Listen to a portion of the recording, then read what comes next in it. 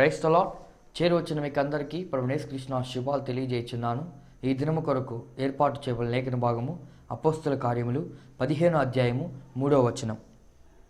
కాబట్టి వారు సంఘము వలన సాగనంపబడి ఫినికే సమరయ దేశముల ద్వారా వెళ్ళుచు అన్యజనులను దేవుని వైపు తిరిగిన సంగతి తెలియపరచి సహోదరులందరికీ మహా సంతోషము కలుగ చేసిరి. Praise the Lord. దేవునికి స్తోత్రం. హల్లెలూయా, హల్లెలూయా, హల్లెలూయా, స్తోత్రం. మన ప్రభువును ప్రియరక్షకుడైనటువంటి నజరేయుడైన యేసుక్రీస్తు దివ్యనామంలో ఆయన హెచ్చవలసి ఉన్నది, హీ మస్ట్ ఇంక్రీజ్ అనేటువంటి అనుదిన ఆత్మీయ కార్యక్రమ వీక్షకులైన ఆత్మీయ బంధువులైన మీ అందరికీ నా హృదయపు లోతులో నుంచి ప్రత్యేకమైనటువంటి వందనాలు, శుభాలు తెలియజేస్తున్నాను. స్తోత్రం. మరొక పర్యాయము అనగా మరొక ఎపిసోడ్లో, మరొక సందర్భంలో, మరొక ఉదయకాలాన దేవుని బిడ్డలైన మీ అందరితో కొద్దిసేపు దేవుని వాక్యంలోంచి మాట్లాడడానికి, దేవుని వాక్య విషయాలు తెలియజేయడానికి, దేవుని వాక్యములోని సంగతులను మిమ్మల్ని ఆలోచింపచేయించడానికి దేవుడు నాకు ఇచ్చినటువంటి అవకాశాన్ని బట్టి దేవుని స్తుతిస్తున్నాను. ఈ కార్యక్రమాలు మీరు చూస్తూ వస్తున్నందుకు ప్రత్యేకమైన వందనాలు తెలియజేస్తున్నాను. ఈరోజు టీవీ సెట్లు తక్కువగా ఉన్నప్పటికీ మొబైల్ ఫోన్స్లోనే ఎక్కువ వాడకం జరుగుతుంది కనుక యూట్యూబ్ వినియోగము ఎక్కువగా ఉంది.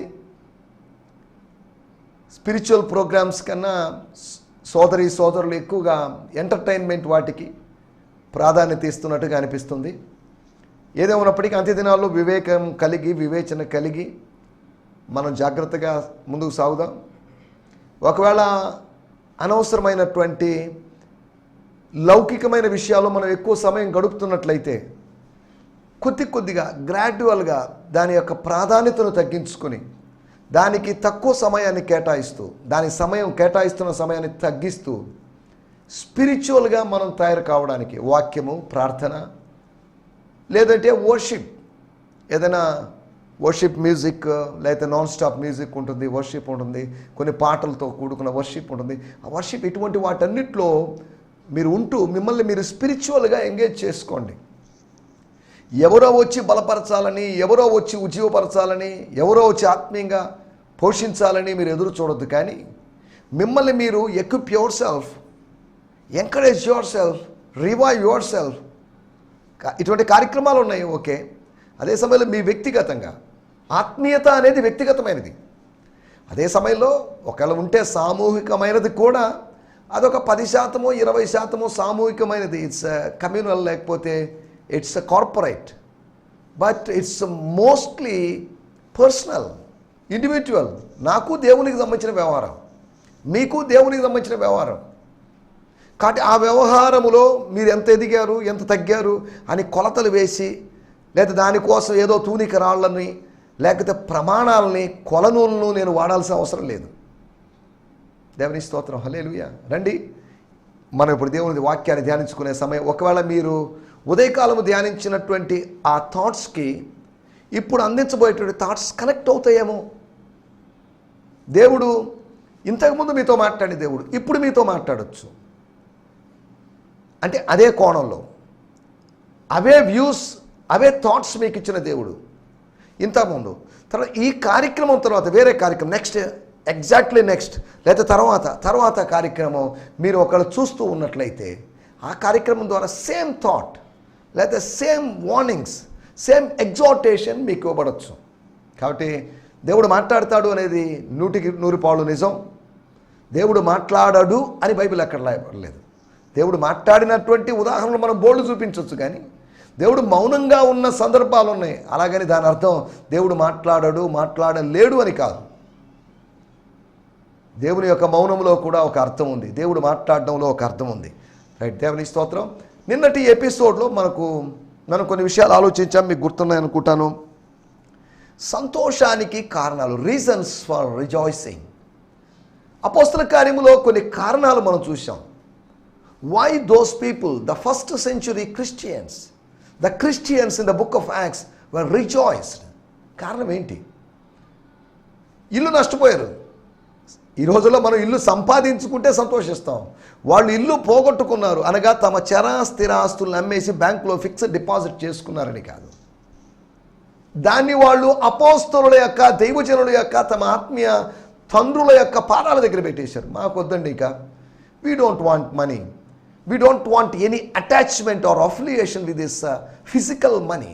ఈ భౌతికమైనటువంటి ఈ అన్యాయపు సిరితో ఉన్నటువంటి అనుబంధాన్ని తెంపుకోవాలనుకుంటున్నాం మేము. We don't like this. We want spiritual money, we want spiritual treasures. మాకు ఆత్మీయ నిధులు కావాలి, ఆత్మీయ నిక్షేపాలు కావాలి, ఆత్మీయ ధనాగారం దగ్గరికి మేము వెళ్ళాలి అన్న విధంగా వాళ్ళు ఆలోచించారు. నీవు నాకుండగా లోకములో ఏదీ అక్కర్లేదని ఆసాపు భక్తుడు చెప్పినటువంటి మాట మనం గుర్తు చేసుకోవాలి. అది ఎంత గొప్ప స్పిరిచువాలిటీ. లేదండి నాకు లోకములో ఉన్న కొన్ని కావాలి, అన్నీ కాదు, కొన్ని కావాలి ప్లస్ దేవుడు కావాలన్న స్పిరిచువాలిటీ కాదు. దేవుడు ప్లస్ జీరో. ఇక నాకేమీ అవసరం లేదు. దేవుడు ఉండగా అన్నీ ఉన్నట్లేగా. ఒకవేళ అన్నీ ఉన్నా లేకపోయినా, మా దేవుడు ఒకవేళ మమ్మల్ని రక్షింపకపోయినను రక్షిస్తాడని మాకు నమ్మకం ఉంది. ఒకవేళ మా దేవుడు మా నమ్మకాన్ని ఒకవేళ వమ్ము చేసిన లాస్ట్ మూమెంట్లో ఆ వమ్ము చేయబడుతుంది అని అనుకున్నప్పుడు నీ ప్రతిమకు మొక్కుతాము, అంతవరకే. కానీ అప్పటి వరకు మొక్కము అనేటువంటి పలాయనవాదం, ఎస్కేపిజంలో లేదు ఆ బబులోను యవనస్తులకి. వాళ్ళకి అటువంటి తప్పించుకునేటువంటి విధానం వాళ్ళని లేదు. దేవుడు కాపాడకపోతే చూస్తాం, జస్ట్ ఒక ఫార్మాలిటీగా ఒక నమస్కారం చేస్తాం, ఒక శాల్యూట్ చేస్తాం అని కాదు వాళ్ళనేది. దేవుని స్తోత్రం, హల్లెలూయా. అన్కాంప్రమైజబుల్గా, రాజీ పడని విధంగా మనం ముందుకు సాగాలి. సంతోషానికి కారణాలు మనం ఆలోచించాం. అన్ని జనులు దేవుని వైపు తిరిగారు, అన్ని జనులు మారు మనసు పొందుతున్నారు. యూదేతరులు, యూదుల సంబంధమైన ఉద్యమమే ఇది అనుకుంటూ ఉంటుండగా, అది అలా కాదు, ఇది అందరికీ సంబంధించింది. It's a spiritual movement, either Jewish or non Jewish, either Jewish or Greek అని తెలియజేస్తూ అన్య జనులు దేవుని వైపు తిరుగుతున్నారు. తిరగడం కష్టమే, కానీ దేవుడు తిప్పుతున్నాడు. కష్టమైనటువంటి కార్యం నువ్వు నన్ను సులభంగా క్రైస్తవుడిగా చూచుచున్నావా అని పౌలుతో ఒక ఆయన అడిగాడు. అయ్యా, సులభమో కష్టమో నాకు అనవసరం, కానీ నువ్వు ఇలా కావాలని నేను కోరుకుంటాను, నువ్వు నాలాగా మారాలని నేను కోరుకుంటాను. నేను నీలాగా మారాలని నేను అనుకోవడం లేదు. నువ్వు నాలాగా ఒక సువార్థికునిగా, సువార్తను ప్రకటించేవాడిగా, సువార్త పక్షాన వాదించేవాడిగా, సువార్త పక్షాన శ్రమపడేవాడుగా మారాలి అన్నట్టుగా మాట్లాడాడు పౌలు గారు అపోస్తల కార్యంలో 26వ అధ్యాయంలో. ఒకటి, అన్ని జనులు తిరిగారు. It's a great work of God. అన్ని జనుల ప్రవేశం ఒక మర్మం అని చెప్పుకున్నాం. తర్వాత రెండో విషయము, అవమానాన్ని భరించడం. అవమానాన్ని అనుభవించడానికి యోగ్యులుగా మార్చబడ్డాం మేము. We prepared. God made us. God enabled us to face the disgrace as grace. Disgrace అనుకోకుండా గ్రేస్గా భావిస్తూ, ఆ డిస్గ్రేస్ కూడా గ్రేసే అని భావిస్తూ, let it come, let it happen to us అన్నట్టుగా వాళ్ళు అవమానాల్ని ఆనందంగా భరించారు. మనసులో తిట్టుకుంటూ, సనుక్కుంటూ, మాకు సుఖం వస్తుందేమో అని ఆశించాం, శ్రమలు వచ్చాయేంటి అనేటువంటి ఒక ఆలోచన, ఒక ప్రశ్న, ఒక హేతువాద ధోరణి వాళ్ళలో లేకుండా వాళ్ళు ముందుకు సాగారు. రెండో విషయం, వాళ్ళ అవమానాల్ని ఆనందంగా భరించారు. ఏం చేస్తామండి, తప్పదు కదా, భరించాలి కదా. అనవసరంగా తొందరపడి దీనిలోకి దిగి వచ్చాం. ఇంతకుముందు ఇన్ని శ్రమలు లేవు, ఇప్పుడు అధికమైన శ్రమలు ఉన్నాయి. ఇంతకుముందు ఎప్పుడూ షడ్రకు, మెషకు, అబేద్నెగోల జీవితంలో అగ్నిగుండం లేదు, లిటరల్ అగ్నిగుండం లేదు. ఒకవేళ ఉన్నప్పటికీ 7 అంతలుగా చేయబడిన అగ్నిగుండ అనుభవం లేదు. 7-fold ఫైరీ ఫర్నెస్ వాళ్ళ జీవితంలో లేదు. వాళ్ళు తీసుకున్న తీర్మానాన్ని బట్టి వాళ్ళ తీర్మానం తీవ్రంగా ఉంది, వాళ్ళను తగలబెట్టాలని చూస్తున్నటువంటి అగ్ని తీవ్రంగా ఉంది. ఆ అగ్ని వీళ్ళ యొక్క తీక్షణమైన తీర్మానం ముందు చల్లారిపోయిందని చెప్పవచ్చు. అంతేకాదా? మన యొక్క తీర్మానం ముందు అక్కడక్కడ గోడల మీద రాసి ఉంటుంది, సంకల్పం ముందు HIV ఓడిపోతుంది, ఎయిడ్స్ ఓడిపోతుందని. సంకల్పం బలంగా మారుతున్నప్పుడు నీకు వచ్చినటువంటి సంకటకరమైనటువంటి వ్యాధి అయినా కానీ అది సమసిపోతుంది అనేది వాళ్ళ యొక్క ఉద్దేశం. లేదా అది నీ ఆయుష్ను పొడిగించవచ్చు, అది నీకు హీలింగ్ కూడా ఇవ్వచ్చు. అలాగే స్వర్గములో నుంచి జన్మించబడిన అనుభవం కలిగినటువంటి, నిర్దేశించబడిన అనుభవం కలిగిన భక్తుల యొక్క తీవ్ర తీర్మానం ముందు తీక్షణమైన అగ్ని కూడా ఓడిపోయి చల్లారిపోయి అది నీళ్ళలాగా మారిపోయింది అనుకోవచ్చు, తన స్వభావాన్ని మార్చుకుంది అనుకోవచ్చు. మూడో విషయము, అపోస్తుల కార్యములు 8వ అధ్యాయంలో మనం చూసాం, సమరయ పట్టణములో ఒక గొప్ప సంతోషం. గొప్ప సంతోషం అంటే ఏంటి? ఇది ఉజ్జీవమా? ఎస్, కావచ్చు. ఉజ్జీవములో రియల్ స్పిరిచువల్ జాయ్ ఉంటుంది, మెటీరియలిస్టిక్ జాయ్ కాదు అది. వాళ్ళకి ఏదో వస్తువులు ఇచ్చారు, దుప్పట్లు ఇచ్చారు, బిస్కెట్లు ఇచ్చారు, వాళ్ళకి భోజనం పెట్టారు, ప్రేమ విందు పెట్టారు, అందువల్ల కలిగినట్టు సంతోషం కాదు అది. వాళ్ళకి సంతోషం కలిగింది కారణం ఏంటంటే అద్భుతాలు జరిగాయి. గారడి సీమోను ఎంత ప్రయత్నం చేసినప్పటికీ వెళ్ళగొట్టబడనటువంటి దురాత్మలు, పాతుకుపోయి నాటుకుపోయినటువంటి, ఇక ఇది మాదే, ఈ బాడీ మాదే, ఈ వ్యక్తి యొక్క బాడీ మాదే, ఈ స్త్రీ యొక్క బాడీ మాదే అని క్లెయిమ్ చేస్తూ నిలబడినటువంటి దురాత్మ శక్తులు సువార్త శక్తి ముందు గడగడలాడి పారిపోయినప్పుడు, వాళ్ళకు ఒక స్వాతంత్ర్యం దొరికినప్పుడు, సువార్త ఇచ్చేటువంటి స్వాతంత్ర్యము సంతోషాన్ని కలిగిస్తుంది. ఈ సంతోషాన్ని మనం ఉద్యమం అనుకోవచ్చు. It's the joy that caused by the preaching of the gospel accompanied with signs and wonders. It's a revival. దేవుని స్తోత్రం, హల్లెలూయా. తర్వాత మనం ఆలోచించిన విషయము, 12వ అధ్యాయంలో ఒక చిన్నది సంతోషించింది. What is the reason? సంతోషించడానికి కారణం ఏంటి?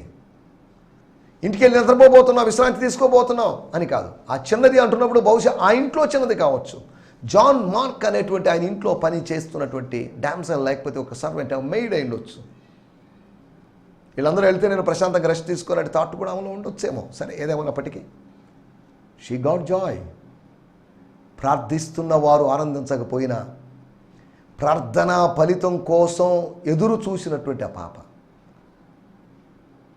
ఆమె సంతోషించింది. దేవుని స్తోత్రం, హల్లెలూయా. మనం ఇక్కడ అభ్యర్థనకు జవాబు రావడాన్ని బట్టి ఆనందం కలుగుతుంది అని చెప్పుకున్నాం. తర్వాత 5వదిగా మనం ఆలోచించిన విషయం, అపోస్తుల కార్యములు 15వ అధ్యాయం 31వ వచనంలో ఆ పత్రిక అపోస్తులు రాసి పంపించినటువంటి ఆ ఎపిసల్ మిగతా విశ్వాసులకి, పరిశుద్ధులకి పంపబడి సర్క్యులేట్ చేయబడినటువంటి ఆ నోటీస్ లేకపోతే ఆ న్యూస్ లెటర్, ఆ న్యూస్ లెటర్లో ఉన్నటువంటి ఇష్యూస్, న్యూస్ లెటర్లో ఉన్నటువంటి మిస్టరీస్, ఆ న్యూస్ లెటర్లో ఉన్నటువంటి ఆత్మీయ సత్యాలు వాళ్ళకి ఆనందాన్ని కలుగజేశాయి. ఒక డిబేట్కి డెత్ జరిగింది, అనగా ఒక డాక్ట్రిన్ డిఫీట్ అయిపోయింది. సున్నతి రక్షణ అనగా సర్కంసేషనల్ సాల్వేషన్ అనేది దట్స్ రాంగ్ అని తేలిపోయింది, తేల్చబడింది. వాళ్ళకి ఎంతో సంతోషం. ఈ 5 కారణాలను బట్టి, అన్ని జనులు దేవుని వైపు తిరగడాన్ని బట్టి, అవమానాల్ని భరించడానికి ప్రభు సహాయం చేశాడు కాబట్టి, అద్భుత కార్యాలు జరిగాయి కాబట్టి, అభ్యర్థనకు జవాబు వచ్చింది కాబట్టి, అంతేకాకుండా ఆత్మీయ సత్యము తెలుపబడింది కనుక వాళ్ళకి ఆనందం, అంబరాన్ని అంటేటువంటి ఆనందం, సంబరాలు చేసుకోగలిగినటువంటి ఆనందం, సంబరం చేసుకోగలిగిన సంతోషం. దేవుని స్తోత్రం, హల్లెలూయా. కానీ దేవుని బిడ్డలారా, మన సంతోషించడానికి దేవుడు అనేకమైన కారణాలు కలిగిస్తాడు. స్తుతించడానికి అనేకమైన కారణాలు నువ్వు వెతుక్కుంటున్నప్పుడు సంతోషించడానికి దేవుడు స్వర్గం కారణాలు కలుగు చేస్తుంది అనేటువంటి విషయాన్ని నేను మీకు జ్ఞాపకం చేస్తున్నాను. దేవుని స్తోత్రం, హల్లెలూయా. ఈ సమయంలో మనం దేవుని వాక్యాన్ని ధ్యానించుకుందాం. దేవుని పరిశుద్ధ గ్రంథము నుండి కొత్త నిబంధనలోంచి, న్యూ టెస్ట్మెంట్లోంచి అపోస్తుల కార్యములు 15వ అధ్యాయం ధ్యానిస్తున్నాం. ఇంకొక 15 ఎపిసోడ్ల వరకు మనం ఇందులోంచి ధ్యానిస్తాం. తర్వాత మనం నెక్స్ట్ చాప్టర్లోకి 16వ అధ్యాయంలోకి, మిగిలినటువంటి 13 అధ్యాయంలోకి వెళ్తాం. నూతన సంవత్సరం నుంచి వచ్చే సంవత్సరం కూడా మనం అపోస్తుల కార్యములు ధ్యానించుకోబోతున్నాం. అనగా 3 సంవత్సరాలు యోహాను సువార్త, 2 సంవత్సరాలు అపోస్తుల కార్యములు, 2 పుస్తకాలు, 5 సంవత్సరాలు మనం కవర్ చేసినట్టు అవుతుంది. కాబట్టి నా కొరకు ప్రత్యేకంగా ప్రార్థన చేయండి. ఈ పరిచర్యకి విస్తారమైన ధనం అవసరంగా ఉన్నది. You need lot of money. You just pray for us. దేవుని యొక్క ఆకాశపు వాకిళ్ళు, the doors of the heavens are the windows of the heavens should open. అద్భుత కార్యం జరగాలి, ఫైనాన్షియల్ మిరకిల్ జరగాలి, ఫైనాన్షియల్ బ్రేక్ త్రూ జరగాలి. కారణం ఏంటంటే టీవీ ప్రోగ్రామ్ చేయాలి, ఇక నేను అటు ఇటు మినిస్ట్రీకి వెళ్ళాలి, వాహనాలు కావాలి, కొత్త సేవకులు కావాలి. మీ నీడ్ లాట్ ఆఫ్ మనీ. మీతో ఎందుకు చెప్తున్నానంటే మీరు ప్రార్థిస్తారనే ఉద్దేశంతో, స్పాన్సర్స్ కోసం నేను చూడటం లేదు. God is our sponsors. 29 సంవత్సరాలుగా నన్ను నడిపించిన దేవుడు, పోషించిన దేవుడు. ఏ మనిషి వైపు చేతులు చాపాల్సిన అవసరం లేదు. చేతులు చాపాను అంటే నా చెయ్యి కింద ఉన్నట్టే అర్థం. ఇచ్చేవాడి చెయ్యి పైన ఉంటుంది. కాబట్టి దేవుని చెయ్యి ఎప్పుడు పైన ఉంటుంది. దేవుని చెయ్యి పెద్దది. ఆయన చేతిలో, కుడి చేతిలో 7 నక్షత్రాలు ఉన్నాయి. ఎడమ చేతిలో కూడా 7, 70, 80, 100 పెట్టుకోగలడు. లేకపోతే విశ్వంలోని, అంతరిక్షములోని ప్రతి నక్షత్రాన్ని తన పిడికిల్లో పట్టుకోగలడు ఆయన. అటువంటి గొప్ప దేవుడు. ఆకారానికి, ఆకృతికి అతీతమైనటువంటి దేవుడు. శరీరానికి అతీతమైన దేవుడు. ఆకాశ మహాకాశములు పట్టజాలని దేవుడు. అటువంటి దేవుని చేతిలో మనం ఉన్నాం. ఆయన తన అరచేతుల్లో చిక్కుకున్నాడు. మన అరచేయి చిన్నది. మన అరచేతిలో రాసుకున్న చిన్నదిగా రాసుకోవాల్సి వస్తుంది. దీంట్లో ఒక 10 పేర్లు రాసుకోగలమేమో. ఈ అరచేతిలో ఒక 20 పేర్లు రాసుకోగలమేమో. ఈ అరచేతిలో రాసుకున్న పేర్లు ఎక్కువసేపు నిలబడకపోవచ్చు. కానీ ఆయన చేతిలో ఉంటే శాశ్వతంగా చెక్కబడి ఉన్నటువంటి పేరుగా, రాతి పలకల మీద తాను రాసిన చెక్కబడినట్లుగా, ఆయన లిఖించినట్లుగా దేవుని యొక్క వేలుతో, తన వేలుతో, తన అరచేతితో రాసుకొని, దేవుని స్తోత్రం, ఎన్నడూ మాయని చెరిగిపోని సిరాతో మన పేరు రాసుకొని, మన పేరు చెక్కుకొని, క్రేవ్ చేసి, దాని మీద ఎంగ్రేవ్ చేసి, శిలాపలకాల మీద రాసినట్టుగా, పెన్తో రాస్తే, పెన్సిల్తో రాస్తే అక్కడ ఉండదు. అలాగా తన అరచేతుల మీద మనల్ని రాసుకున్నాడు. మనల్ని గుర్తుపెట్టుకున్నాడు. He reminds. ఆయన ఎప్పటికీ మరిచిపోడు అని చెప్పడానికి ఇది ఒక అలంకార రూపమైనటువంటి ఒక ఉపమాన భావంగా చెప్పబడిన విషయం అని అర్థం చేసుకోవాలి. దేవుని స్తోత్రం. ఈ సమయంలో మనం దేవుని వాక్యాన్ని ధ్యానించుకుందాం. మన సమయం కేవలం 10 నిమిషాలు మాత్రమే ఉంది. 10 నిమిషాలు కొన్ని విషయాలు ఆలోచిద్దాం. అపోస్తల కార్యములు 15వ అధ్యాయము 3వ వచనం. వారు సంఘము వలన సాగనంపబడి ఫెనీకే,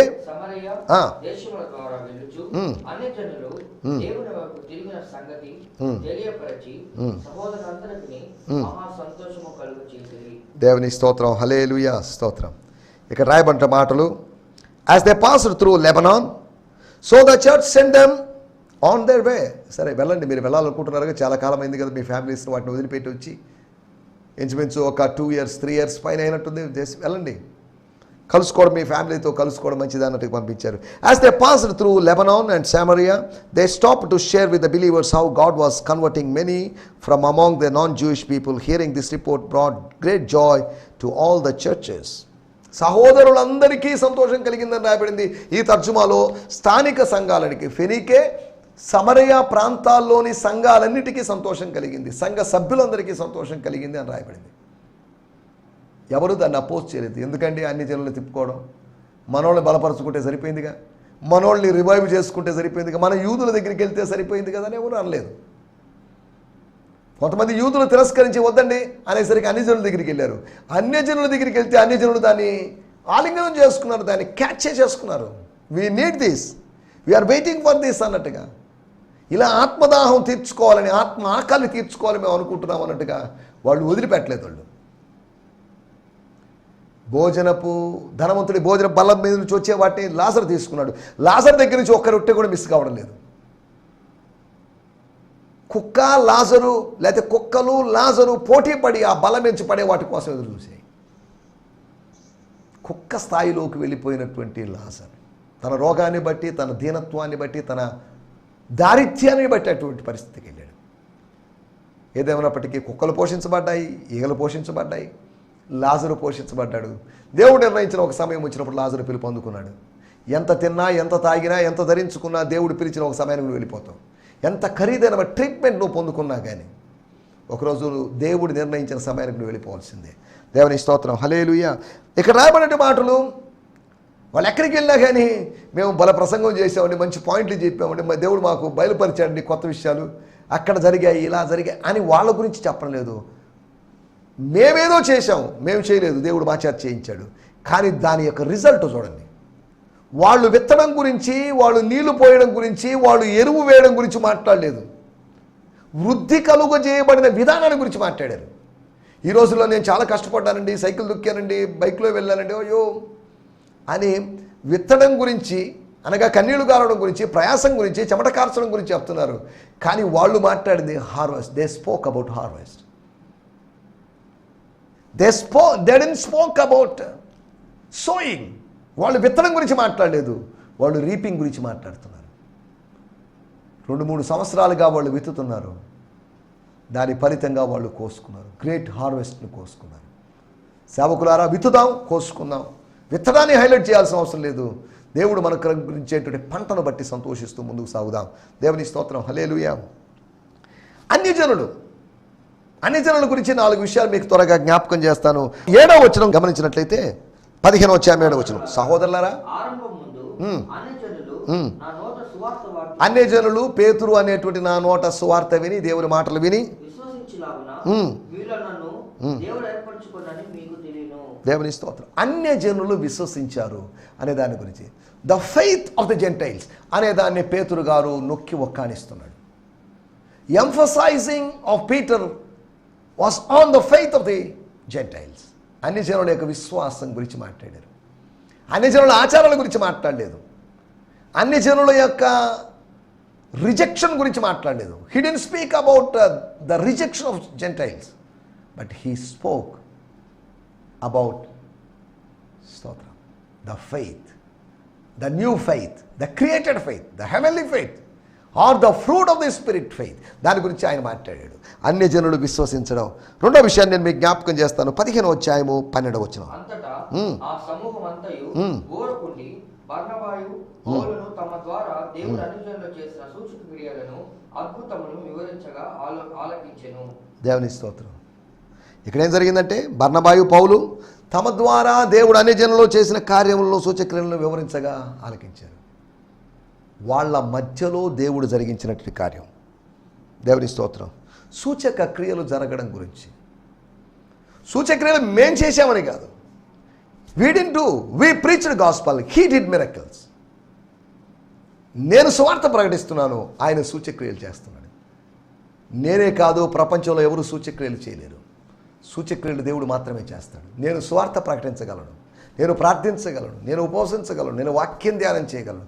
కానీ దీనికి ఒక లిమిట్ ఉంది. కానీ సేవకులు చేసిన దానికి అతీతంగా సేవకులను పంపినవాడు, పరమ గురువు అయినటువంటి, సృష్టికర్త అయినటువంటి,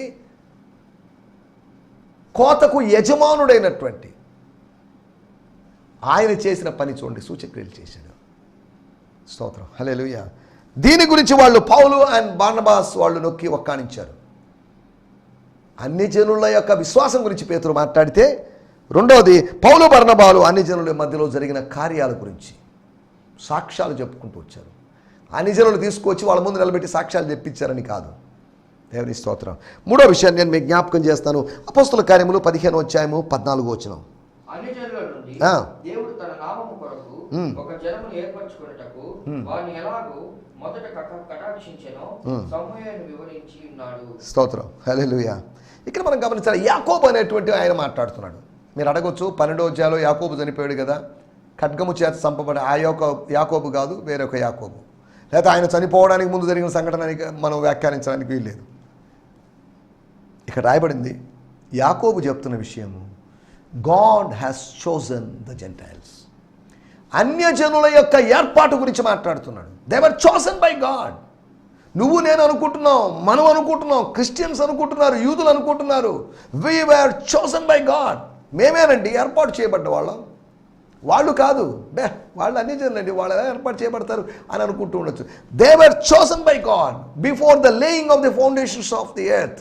అనగా భూమికి పునాదులు వేయబడక ముందే, జగత్తుకు పునాది వేయబడక ముందే దేవుడు ఏర్పాటు చేసుకున్నాడు. The pre destination of God. అది కాల్వినిస్టిక్ డాక్ట్రిన్ అని కాదు. యాకోబు కాల్వినిస్ట్ అని కాదు. జీసస్ కాల్వినిస్ట్ కాదు, ఆర్మినిస్ట్ కాదు, పెంటికోస్టల్ కాదు, బ్యాప్టిస్ట్ కాదు, లూథరన్ కాదు. He is beyond all denominations. ఆయన ఫారిసీస్ కాదు, ఆయన సాధుసిస్ కాదు, ఆయన ఎబియోనట్ లేకపోతే ఇంకా ఎస్సేనియో, ఈయన ఏ గ్రూపుకు సంబంధించిన వాడు కాదు. He is different. He was a separated one. He was not join with them. వాళ్ళతో కలుసుకున్నవాడు కాదు. He became separated. ఆయన ఏకాంతంగా ఒంటరిగా ఉన్నవాడు. వీరితో పాపులలో చేరనివాడు. పాపుల యొక్క ఆ దురుద్దేశాలతో ఆరంభించబడిన సంస్థల్లో సహవాసాల్లో ఉన్నవాడు కాదు అనే సంగతిని గుర్తు చేస్తున్నాను. తర్వాత యాకోబు చెప్పిన మాట, దేవుని యొక్క ఏర్పాటు అన్ని జనుల విషయంలో. తర్వాత అదే అధ్యాయంలో 16-17 వచనాలు మనం గమనిస్తే, ఆ తర్వాత మనుషులలో కడమవారును నా నామము ఎవరికి పెట్టబడునో ఆ సమస్తమైన అన్యజనులను సమస్తమైనటువంటి అన్యజనులను ప్రభువును వెదుకునట్లు ప్రభువును వెదకని వారికి దొరికితే అనే మాట మనం చూస్తున్నాం. అపోస్తుల కార్యములు 17వ అధ్యాయములో దేవుడు చేసిన పని ఏంటంటే మన నివాస స్థలం యొక్క పొలిమేరను ఆయన నిర్ణయించాడు అని రాయబడింది. ఎందుకు రాయబడింది అంటే స్తోత్రం, మరియు యావత్ భూమి మీద 17వ అధ్యాయము 26-27 కాపురముంటకు ఆయన ఒకరి నుండి ప్రతి జాతి మనుషుల్ని సృష్టించి వారు ఒకవేళ దేవుని తడవులాడి కనుగొందురేమో. వెదుకులాట, తడవులాట. స్తోత్రం. మనం కనుగొనాలి, ఆయన్ని కనుగొనాలి, సృష్టికర్తను కనుగొనాలి, స్మరణకు తెచ్చుకోవాలి, బాల్య దినములందే కనుగొనాలి, ఎర్లీగా కనుగొనాలి. నేను నా 20 సంవత్సరాలప్పుడు ఆయన్ని కనుగొన్నా. నేను దేవుని స్తోత్రం, హల్లెలూయా. 29 సంవత్సరాలుగా ఆ కనుగొన్న వ్యక్తిని మళ్ళీ కనుగొంటున్నాను. ఆ కనుగొన్న వ్యక్తితో కలిసి నడుస్తున్నాను. దేవుని స్తోత్రం. 4వ విషయం నేను మీకు జ్ఞాపకం చేస్తాను. వాళ్ళ యొక్క ఆమోసు అనేటువంటి ప్రవక్త, పాత నిబంధన వ్యక్తి, మైనర్ ప్రాఫిట్స్లో ఒక వ్యక్తి అయినటువంటి ఆమోసు 9వ అధ్యాయంలో ఆయన చెప్పినట్టు మాట, అదే కొటేషన్ని ఇక్కడ ప్రస్తావించారు. దేవుని స్తోత్రం. అన్ని జనులకు సంబంధించినటువంటి 4 విషయాలు. 1 పేతురు చెప్పిన విషయం, 2 పౌలు బర్నబాలు చెప్పిన విషయం, 3వది యాకోబు చెప్పిన విషయం, 4వది ఆమోస్ చెప్పిన విషయం మనం చూస్తున్నాం. 4 things about Gentiles. నెంబర్ 1, వాళ్ళు విశ్వసించడం గురించి మాట్లాడుకున్నాం. 2వదిగా మనం ఆలోచించాం వాళ్ళ మధ్యలో సూచక్రియలు జరగడం గురించి, వాళ్ళని ఆకర్షించడం కోసం దేవుడు జరిగించినటువంటి సూచక్రియల గురించి. 3వదిగా వారిని గురించినటువంటి విషయము, వారిని ఏర్పాటు చేసుకోవడం, their election of the gentiles. తర్వాత 4వదిగా వాళ్ళ యొక్క వెదుకులాట, their seeking or their searching, వాళ్ళ యొక్క అన్వేషణ, అన్యజనుల యొక్క అన్వేషణ. మన అన్వేషణలాగా అన్యజనులు కూడా, మనం అన్యజనులమే. అన్యజనుడు అన్వేషణ ద్వారా ఆత్మీయ జనుడుగా, ధన్యజనుడుగా మారుతున్నాడు. ఆత్మీయ అన్వేషణ చేయకపోతే ఆయన మనం కనుగొనలేము. ఆయన వెదకకుండానే దొరకబడతాడు ఆయన, కానీ దేశంలో వెతికినా కూడా దొరుకుతాడు. 2 విధాలుగా, either you seek him or you didn't seek him, you will find him. ఆయన్ను కనుగొనగలవు. దేవుని స్తోత్రం, హల్లెలూయా. అలాగా అన్ని జనుల మధ్యలో జరుగుతున్న కార్యాలను బట్టి అన్ని జనుల పట్ల ఒక సానుకూలమైన దృక్పథం కలిగి ముందుకు సాగడానికి ప్రభు మనకు సహాయము చేయునుగాక. ఆమేన్, హల్లెలూయా, హల్లెలూయా. ఈ సందేశము మీకు ఆశీర్వాదకరంగా ఉందని నమ్ముచున్నాము. ప్రార్థన అవసరతల కొరకు మమ్మల్ని సంప్రదించవలసిన మా చిరునామా గిద్యోన్ మిషన్ చర్చ్, 6వ వీధి, శాంతినగర్, నెల్లూరు 4, ఆంధ్రప్రదేశ్. పిన్ 524004. మా ఫోన్ నంబర్లు 7036443613, మరి ఒక నంబర్ 9392293010. మా ఈమెయిల్ ఐడి gfihmi2015@gmail.com. దేవుడు మిమ్మును ఆశీర్వదించునుగాక. ఆమేన్.